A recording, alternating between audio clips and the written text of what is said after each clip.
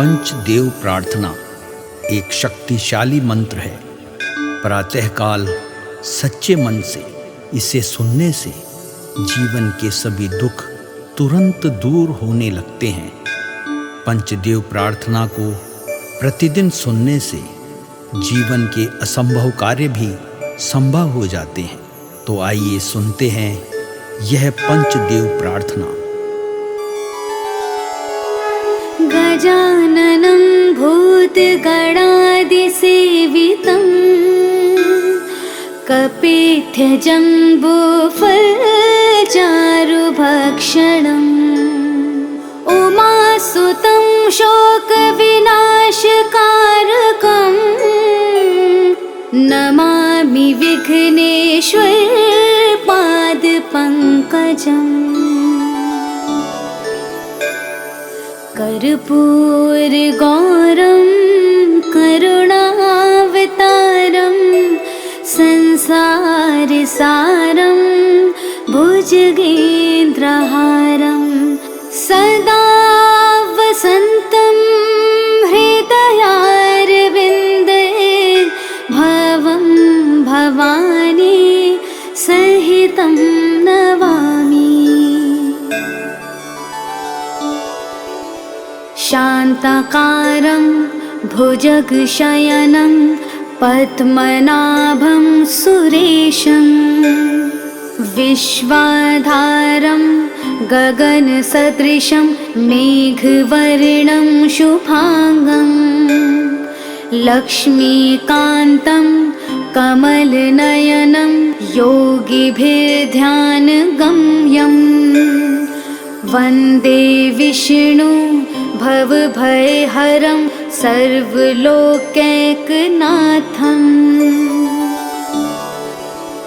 नीलाम्बुजश्यामलकोमलाङ्गं सीतासमारोपितवामभागं पाणो महासायकचारुचापं नमामि रामं रघुवंशनाथम्। मनोजवं मारुततुल्यवेगं जितेन्द्रियं बुद्धिमतां वरिष्ठं वातात्मजं वानुरयोधमुख्यं श्रीरामदूतं शरणं प्रपद्ये। करारविन्देन पादारविन्दं मुखारविन्दे विनिवेशयन्तं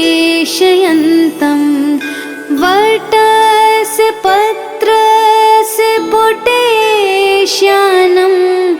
बालं मुकुन्दं मनसा स्मरामि। या देवी सर्वभूतेषु शक्तिरूपेण संस्थिता नमस्तस्यै नमस्तस्यै नमस्तस्यै नमो नमः। नीलाञ्जनासमाभासं रविपुत्रं यमाग्रजं छायामार्तण्डसम्भुतं तं नमामि शनैश्चरम्। गजाननं भूतगणादिसेवितं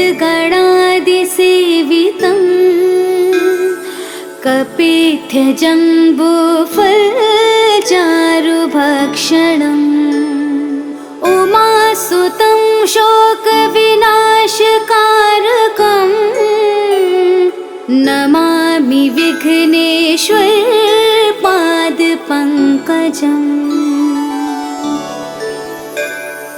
कर्पूरगौरं करुणावतारं संसारसारं भुजगेन्द्रहारं सदा वसन्तं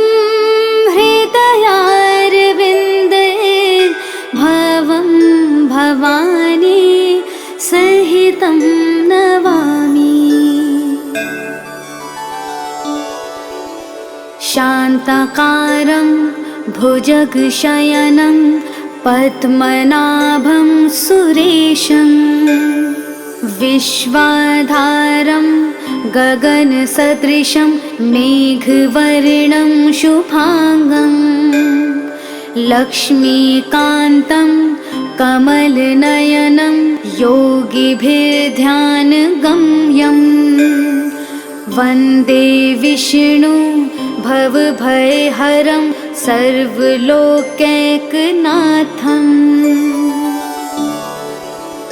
नीलाम्बुजश्यामलकोमलाङ्गं सीतासमारोपितवामभागं पाणो महासायकचारुचापं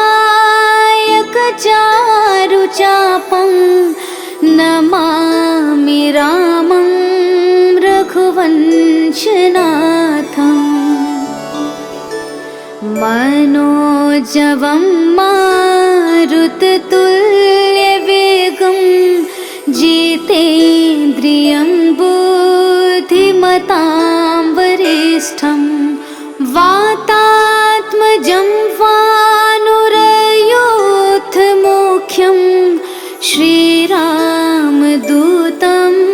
शरणं प्रपद्ये करारविन्देन पादारविन्दं मुखारविन्दे विनिवेशयन्तं वटस्य पत्रस्य पुटेश्यानं बालं मुकुन्दं मनसा स्मरामि। या देवी सर्वभूतेषु शक्तिरूपेण संस्थिता नमस्तस्यै नमस्तस्यै नमस्तस्यै नमो नमः। नीलाञ्जनासमाभासं रविपुत्रं यमाग्रजं छायामार्तण्डसम्भुतं तं नमामि शनैश्चरम्। गजाननं भूतगणादिसेवितं कपित्थजम्बूफलचारुभक्षणम् उमासुतं शोकविनाशकारकं नमामि विघ्नेश्वरपादपङ्कजम्। कर्पूरगौरं करुणावतारं संसारसारं भुजगेन्द्रहारं सदा वसन्तं हृदयारविन्दे भवं भवानी सहितं नमामि।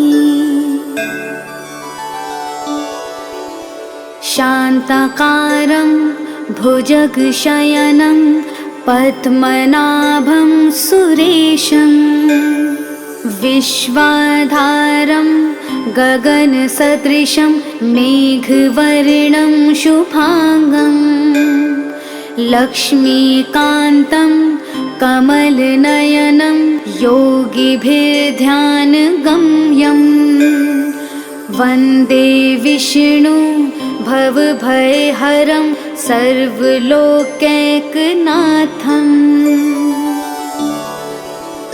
नीलाम्बुजश्यामलकोमलाङ्गं सीतासमारोपितवामभागं पाणो महासायकचारुचापं नमामि रामं रघुवंशनाथम् मनोजवं मारुततुल्यवेगं जितेन्द्रियं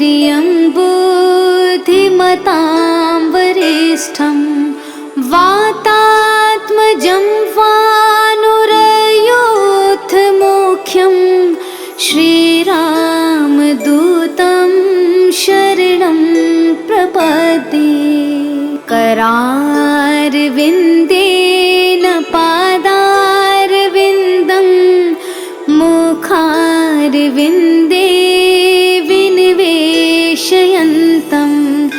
वटस्य पत्रस्य पुटेश्यानं बालं मुकुन्दं मनसा स्मरामि। या देवी सर्वभूतेषु शक्तिरूपेण संस्थिता नमस्तस्यै नमस्तस्यै नमस्तस्यै नमो नमः। नीलाञ्जनासमाभासं रविपुत्रं यमाग्रजं छायामार्तण्डसम्भूतं तं नमामि शनैश्चरम्। गजाननं भूतगणादिसेवितं कपित्थजम्बूफलचारुभक्षणम् उमासुतं शोकविनाशकारकं नमामि विघ्नेश्वर पादपङ्कजम्। कर्पूरगौरं करुणावतारं संसारसारं भुजगेन्द्रहारं सदा वसन्तं हृदयारविन्दे भवं भवानी सहितं नमामि।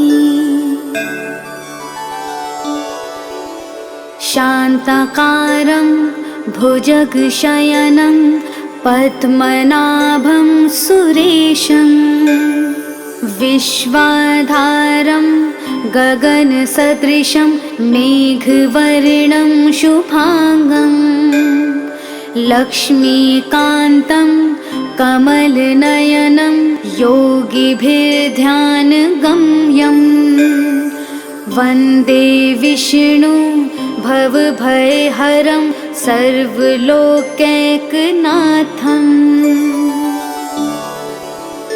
नीलाम्बुजश्यामलकोमलाङ्गं सीतासमारोपितवामभागं पाणो महासायकचारुचापं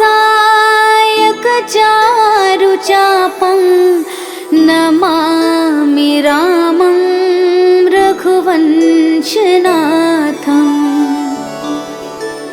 मनोजवं मारुततुल्यवेगं